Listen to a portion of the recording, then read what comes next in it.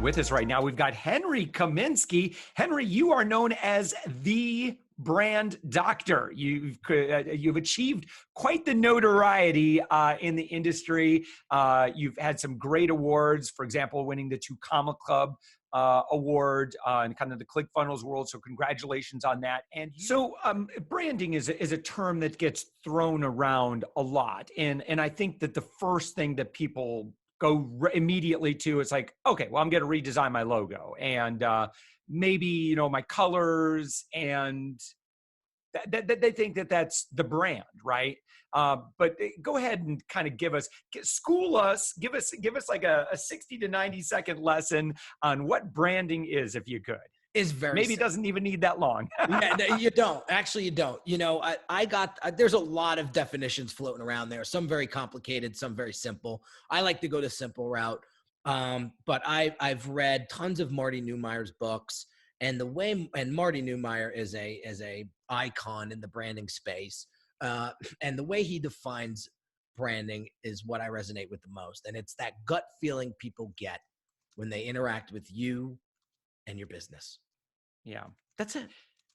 And so I think a lot of people will start, like, let's say they're scraping total bootstrap. They get into whatever they're doing as a freelancer, and then eventually they work their way and they develop a SaaS product, or, maybe they build out an agency or something of that nature. And I think a lot of us, when we get started, it's, everything is MVP. It's just minimum viable product, including our logo. Yes. And so how can branding, and I've got some great answers on this myself, but how can branding impact our ability to grow our business? Okay. So very great question, by the way. The way I break down branding with my clients is a 3-step process. And this is where I got the brand doctor name from as well. So much like a awesome physician, they will diagnose the issue first, prescribe a solution, and then apply that solution as needed. So what I like to do when I'm creating a brand for my clients is discover a few things, okay? Who is their ideal client? Why is their product or service a best fit for them? Right. Are they articulating the value of what it is that they offer to the point of differentiation? So you're not looking like everybody else and you have a clear sort of section in the market that you own. How do we generate the most revenue?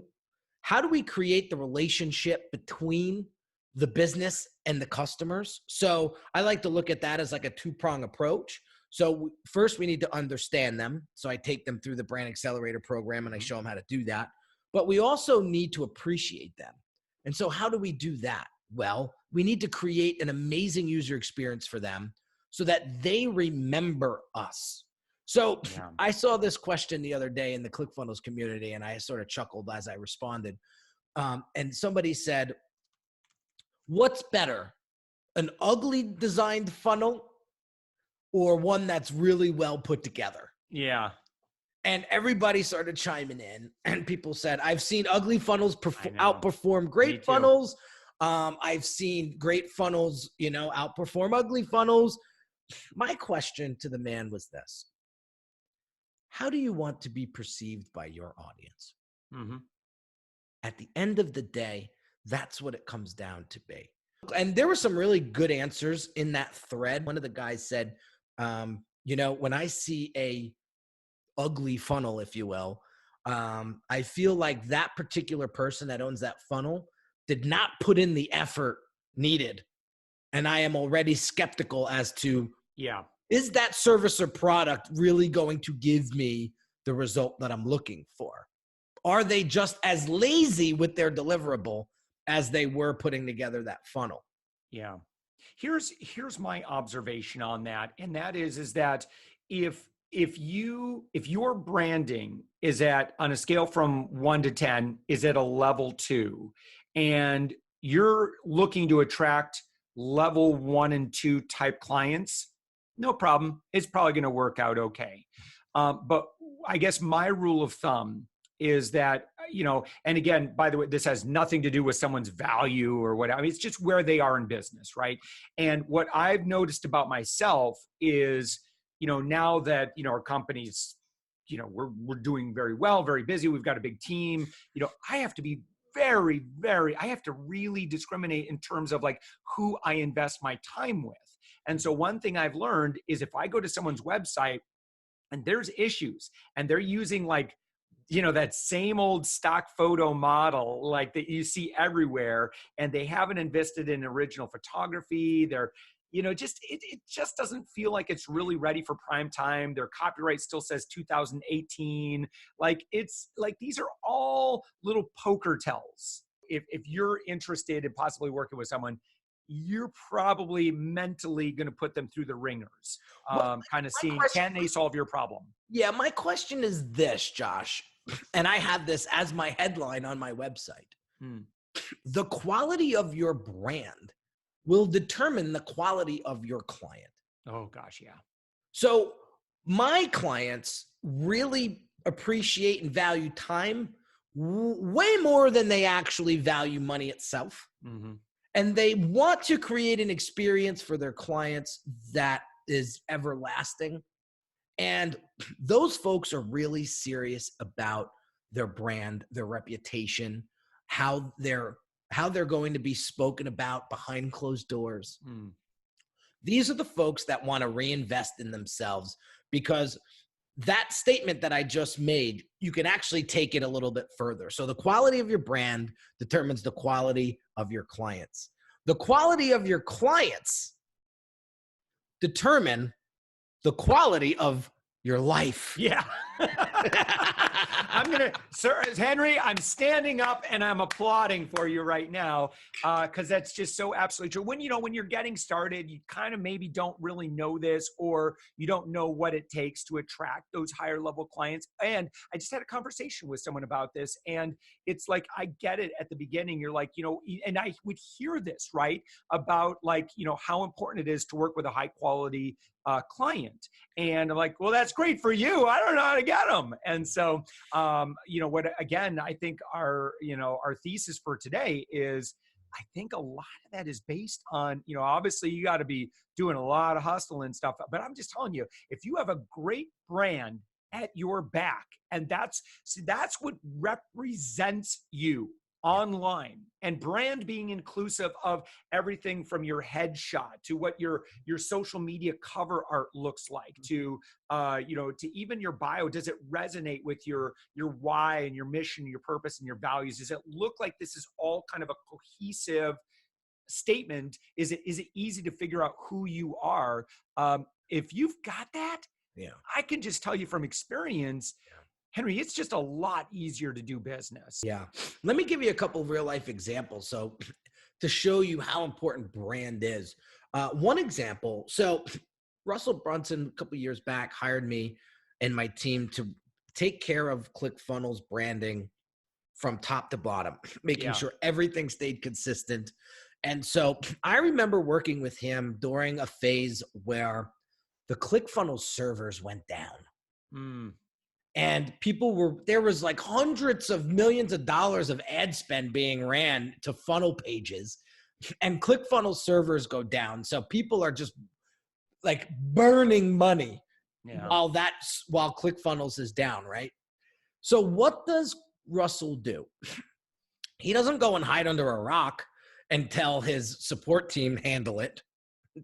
He comes out and makes like a press conference, Facebook Live inside of the ClickFunnels group, and explains to the entire community, like the President of the United States, what's going on, what they're doing to fix it, how they're going to fix it, and the estimated time that it's going to come back up. That, to me, Josh, that is brand.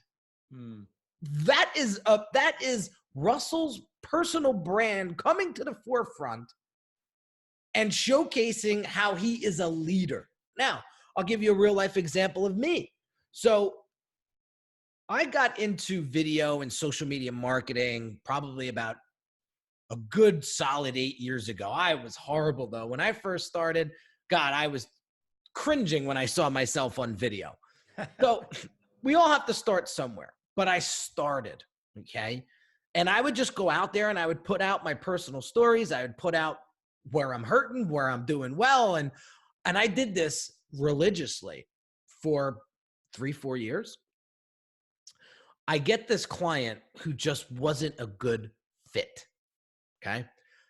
I don't want to put all the blame on him because at the time, my processes and systems inside of my business could have used a tune-up or two, okay? This particular project goes to hell in a handbasket, and he decides to, now this guy's got a pretty big following. He decides to go to social media and do like a trash campaign. Not only does he take it there, but he goes a step further, and you could still buy these bots to go on your social media and give you like positive or negative reviews, right? Well, he took these bots and he went across all of my social media channels and completely smeared them with negative comments, negative reviews. So we wake up, my wife and I wake up one morning to dozens of text messages and Facebook messages. Hey, Henry, I just got this message on my Facebook. It looks like this person is from, I don't know, like a third world country, but they're saying that you're a fraud and that you stole money from this person. And my wife was getting them too. So I'm like, holy moly. Like, what do I do? So I'm not the best writer. That's why I have great copywriters on my team. But my wife was a fantastic, and still is a fantastic writer. She's in the marketing space too. So she says, we need to make a statement. So we go and she puts out this statement on my behalf. And we actually do some digging on this person who did all of this. Come to find out, he embezzled $1.2 million out of these senior citizens out of Vegas and was in jail for a couple of years. It was unbelievable. Now, I knew nothing of this. Point of the story is this. I walk away from social media for the day because I said, if I read all of this nonsense, I'm going to blow my tap. I come back around 7:00 at night and I got like 200 something messages on my Facebook feed from that statement that my wife posted on my behalf. And it was hundreds of people supporting me. Hundreds. And they actually dug up the headlines of this guy and posted it in the thread and completely aired this guy out. And I was like in tears reading everything because if I had not built up my personal brand over the past couple of years at that time, that one moment could have buried my business forever. Yeah. Yeah. So, part of your brand was that, and here's the thing too, you have a business. I think the lesson here is don't be so transactional. Like it's, in any business that we do, we're at a new place where I think it's more important than ever to be transparent with our audiences, be authentic. And I think be willing to be vulnerable when, hey, I'm a business owner. And if you work B2B, I'm a business owner just like you. And, I think today, folks, if you've done right by them and you've always had that practice of being authentic with them, like people will give you a lot of leeway. I know I certainly would. So take me through your services. Okay. I see your services now. What does engagement typically look like with you? So minimum level of engagement starts at 15,000. And that allows us to sit down and really do a deep dive into the diagnosis and discovery phase of your brand. So again, identifying who your ideal client is, how do we want to position ourselves? How do we articulate the value? How do we develop our strategy? How are we going to come to market? What are the revenue streams we can create? What are the funnels perhaps that need to be built? Does the brand need a rebrand? how does your sales and marketing strategy look right now, and could it be improved? Yeah. So we go through 4 work sessions, but sometimes we go over, so I have to do an additional call, but we go over customer journey. We go through brand attributes. We go through the prioritization goals of your marketing, branding, and revenue goals. And we really do a thorough discovery. Yeah. Once I get that out of the way, then I could go into some really awesome brand development and brand identity design, where now we have a lot of the juices flowing. And now we can get into the phase of actually directing the identity of the design. And then from there, we build out the assets to help you make money. So website, funnel, social media campaigns, things like that. And so it starts at 15. The minimum, I should say, the average client is spending anywhere from 50 to 80,000 all in to develop a great brand presence. I only work with 10 clients a year. So I do not work with the masses. I work with folks that are really serious and want to build something that is going to be timeless and going to very rarely need any sort of updating 5-6 years down the pike. That's how I'm developing brands today. I want to create a brand that outlives them. Apple, you're not seeing Apple go through rebrands every 10 years. Yeah. And that's what I'm trying to create for clients, because I know, when you get to that certain level, the biggest problem my clients have is they have a phenomenal product or service, and their branding does not truly represent that. Nice.